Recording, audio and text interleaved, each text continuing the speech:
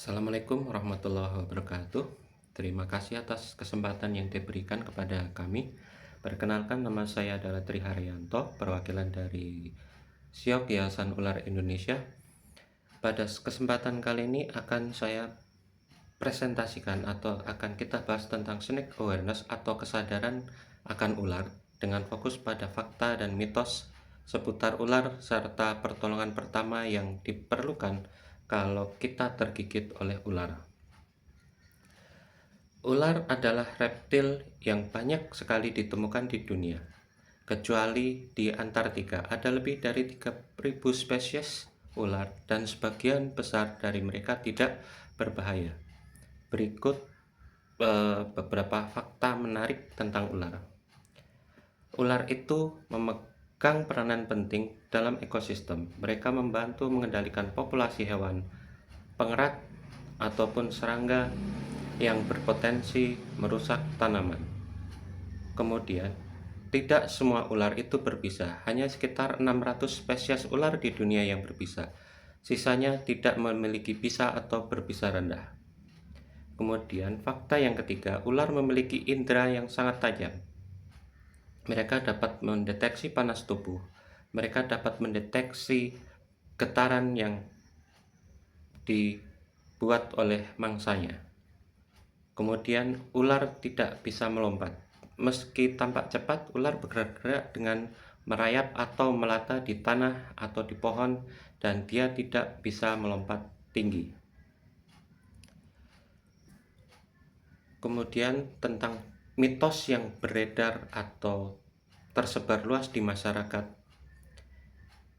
Tidak semua yang kita dengar itu benar. Berikut beberapa mitos yang sengaja saya kumpulkan. Yang pertama, ular itu selalu berbahaya. Faktanya, sebagian ular itu cenderung menghindari manusia dan hanya menggigit atau menyemburkan bisanya jika merasa terancam atau terpojok. Kemudian, mitos ular mengejar manusia. Faktanya, ular itu tidak dapat mengejar manusia karena tidak memiliki kaki. Itu yang pertama. Yang kedua, mereka itu cenderung menghindari konflik dengan manusia. Ular cenderung lebih baik menyelamatkan diri daripada akan berbahaya bagi dirinya. Kemudian, ular takut garam itu sebetulnya adalah mitos.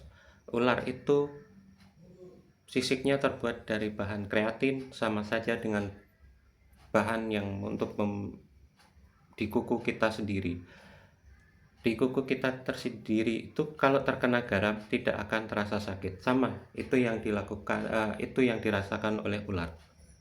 Kemudian, semua ular itu pasti menggigit dan mematikan.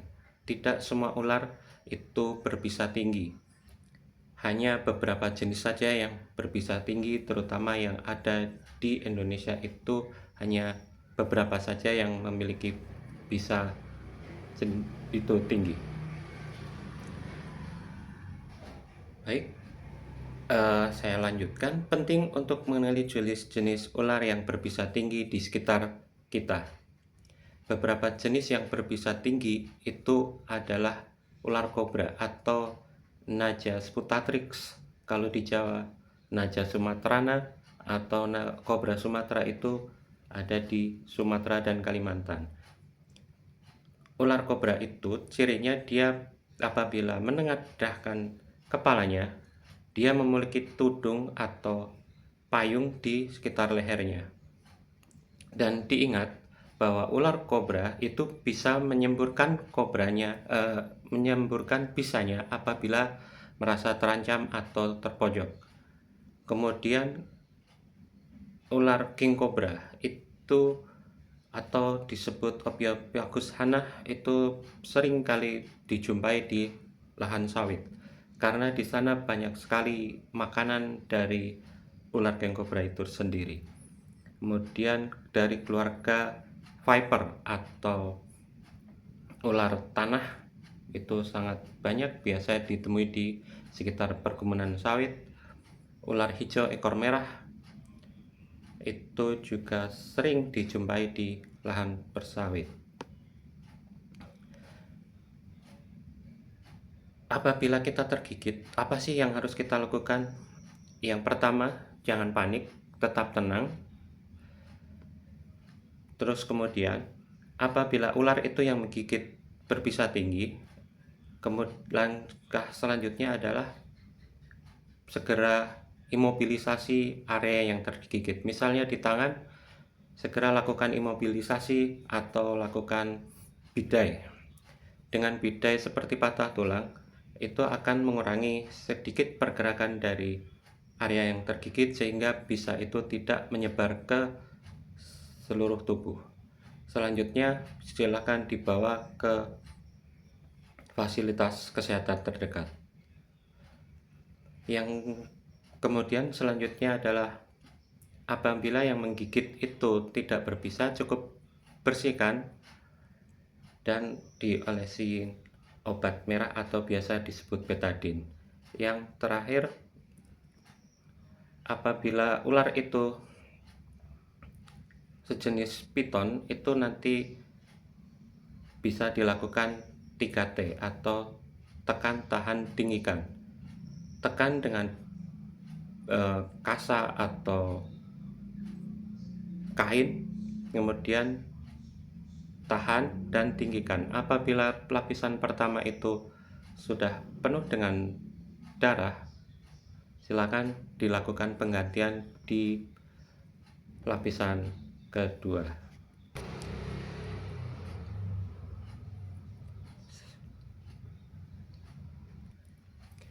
Apabila kita bertemu atau berpapasan dengan ular di perkebunan atau di jalan, kita harus melakukan langkah-langkah yaitu stop.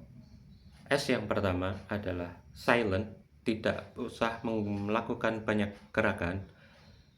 Yang kedua, T, thinking, atau kita berpikir kita harus ngapain, menyelamatkan diri, lari kemana. Kemudian O, observe, observasi yang ada di lingkungan kita, di sekitar kita. Apakah ada bahaya selain ular? Misalnya kalau kita lari mundur, apakah ada jurang? Atau kita lari nanti ada mobil lewat atau motor lewat. Kemudian P terakhir yaitu prepare, persiapan, harus apa kita, lari secepatnya atau kita menelpon seseorang untuk minta tolong. Kemudian kalau kita bekerja di sawit, setidaknya kita harus menggunakan alat perlindungan diri, mulai dari sepatu boot atau sepatu yang terbuat dari kulit, kemudian kita pakai celana panjang atau baju lengan panjang. Itu setidaknya akan mengurangi dari resiko yang ada di sekitar perkebunan itu sendiri. Kesadaran akan ular sangat penting untuk meminimalkan resiko gigitan dan memahami bagaimana cara menghadapinya, menghilangkan mitos yang salah tentang ular, dan mengetahui langkah-langkah pertolongan pertama dapat menyelamatkan jiwa dan menyelamatkan ular itu sendiri. Yang terpenting adalah kalau kita menjaga ular dan spesiesnya, kita akan menjaga ekosistem itu sendiri berjalan baik atau menjalankan rantai makanan itu dengan baik. Demikian presentasi saya. Ada kurang lebihnya, mohon maaf. Wassalamualaikum warahmatullahi wabarakatuh.